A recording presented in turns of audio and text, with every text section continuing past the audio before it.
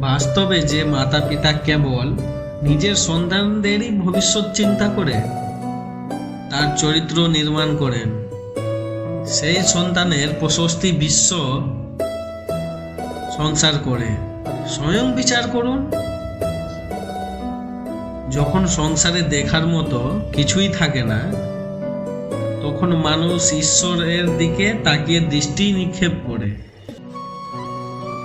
যদি কোনো ঘটনার মানুষ ভয়প্রাপ্ত হয়, তবে তার পরাজয়ই হয়। আর যে মানুষ সব হারিয়েও শান্ত আর একাগ্র থাকে, সেই জয়ী।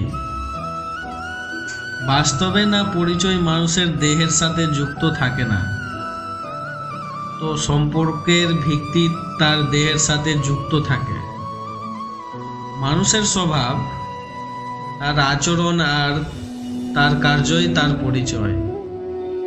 দান তাকেই বলে যাতে দানি হারায় আর যাচক প্রাপ্তি লাভ করে, কিন্তু বলিদান সেটাই হয় যা দানি দেয় আর সমস্ত জগৎ প্রাপ্ত করে। সমুদ্র হোক বা সংসার, যে ধর্মের নৌকা প্রস্তুত করে সে ঠিক পার হয়ে যায়। সময় কখনো মানুষের নির্দেশিত পথে চলে না, মানুষকে সময়ের নির্দেশিত পথে চলতে হয়। প্রত্যেক স্ত্রী লোকমাতা দুর্গার আরেক রূপ হয়। যে স্ত্রী লোকের সম্মান করে না, তার সামর্থ্যই বৃথা। ধর্মের উপদেশ দেয়া যায়, আদেশ কিছুতেই দেয়া যায় না। সকলকে নিজের ধর্ম স্বয়ং নিশ্চিত করতে হয়। যে বস্তু সহজেই লাভ করা যায়, সে বস্তুর প্রতি মানুষের মূল্যধন থাকে না। চরিত্রের পরীক্ষা তখনই হয় যখন অপরিচিত কারো সংস্পর্শে আসা হয়। জয়ের জন্য বলের চেয়ে অধিক ছলের প্রয়োজন। সুগন্ধ, দুর্গন্ধ ও মানুষের স্বভাব কখনো গোপন থাকে না। পরিস্থিতিকে যদি নিজের অনুকূলে না আনতে পারো, তবে তাকে শত্রুর প্রতিকূল বানিয়ে ফেলো। যারা শত্রু হয়, তাদের সাথে বন্ধুত্ব করতে হয়।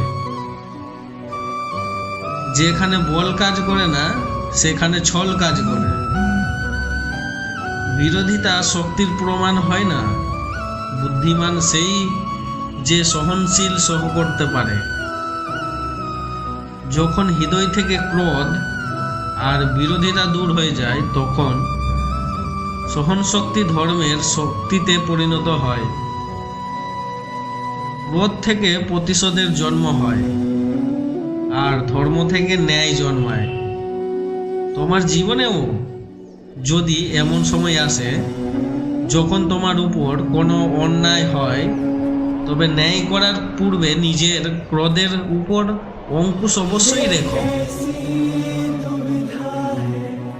মানুষ এই ভ্রমে থাকে যে সকল নির্ণয় সে স্বয়ং করছে, কিন্তু চোখে আবেগের অবকুণ্ঠন বেঁধে যারা আছে, তারা স্বয়ং নির্ণয় কি করে করতে পারে?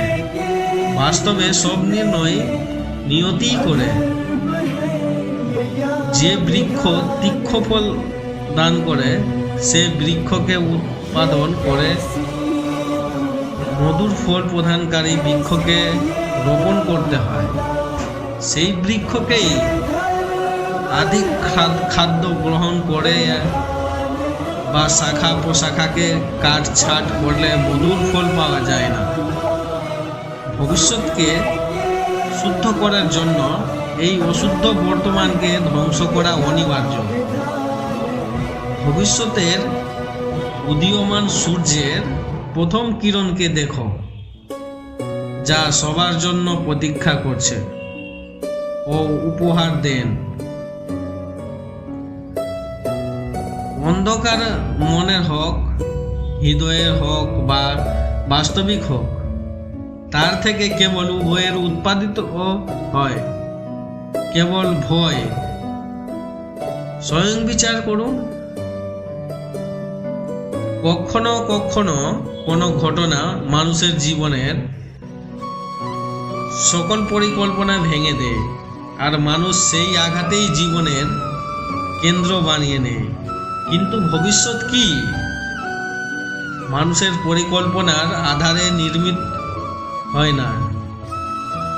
যেভাবে কোনো উঁচু পর্বতে যে ব্যক্তি সর্বপ্রথম চড়ে, সেই পর্বতের পাদদেশে বসে সে যা পরিকল্পনা করে, সেই পরিকল্পনাই কি তাকে পর্বতের শিখরে পৌঁছে দিতে পারে?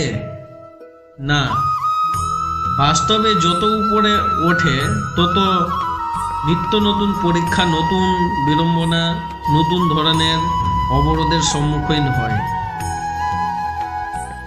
প্রত্যেক পদে তার পরবর্তী পদক্ষেপ ঠিক করতে হয়। প্রত্যেক পদে তাকে পরিকল্পনা বদলাতে হয়। না হলে যদি পুরাতন পরিকল্পনা তাকে খাদের দিকে ঠেলে দেয়, সে পর্বতকে নিজের যোগ্য করে তোলে। কেবল নিজেকে পর্বতের যোগ্য তৈরি করার চেষ্টা করতে পারে। আচ্ছা, জীবনের ক্ষেত্রে তো এমনি হয়, তাই না? যখন মানুষ তার কোনো একটি ক্ষেত্রে বাধা, কোনো একটি অপরাধকে জীবনের কেন্দ্র বানিয়ে নেয়, নিজের জীবনের গতি থামিয়ে দেয়, তখন সে তার জীবনে সফল হতে পারে না সুখ আর শান্তি প্রাপ্ত করতে। অর্থাৎ জীবনকে নিজের যোগ্য করে তোলার বদলে স্বয়ং নিজেকে জীবনের যোগ্য গড়ে তোলাই কি সাফল্য?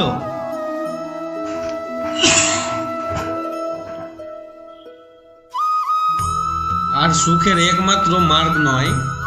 স্বয়ং বিচার করুন। সন্তানদের ভবিষ্যৎ সুখে ভরিয়ে তোলার চেষ্টা, এই তো প্রত্যেক মাতা পিতার প্রথম কর্তব্য, যাদের আপনি এই সংসারে এনেছেন, যাদের কর্ম দ্বারা আপনারও পরিচয় পাবে ভবিষ্যতে।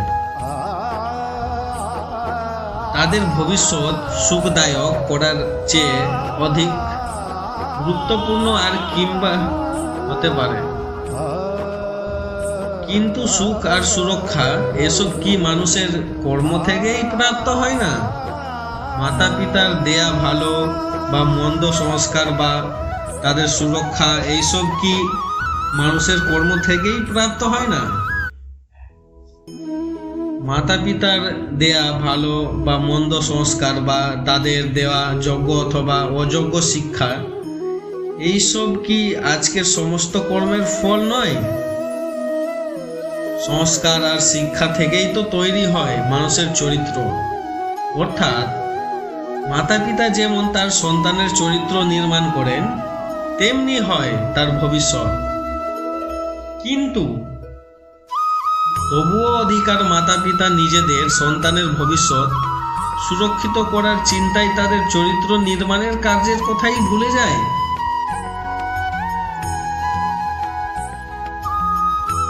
বাস্তব যে মাতা পিতা কেবল নিজের সন্তানদের ভবিষ্যৎ চিন্তা করেন, তার চরিত্রের নির্মাণ করেন, সেই সন্তানের প্রশস্তি বিশ্ব সংসার করে। সমাজে সর্বদাই স্ত্রী লোকেদের সাথে অন্যায় হয়। মানব সমাজ স্ত্রী লোককে সর্বদা শোষণ, অন্যায় আর অপমান দিয়েছে। আপনারা নিজেদের আশেপাশে দেখুন, সমগ্র ইতিহাসকে দেখুন, এই একই রূপ দেখা যাবে যে পুরুষের ঈর্ষা, অহংকার, বৈরিতা, লালসা, এইসব কুচিন্তার পরিণাম স্ত্রী লোক ভোগ করে, যুদ্ধ পুরুষ করে, আর পরাজিত নগরে স্ত্রী লোকের সাথে বলাৎকার করা হয়।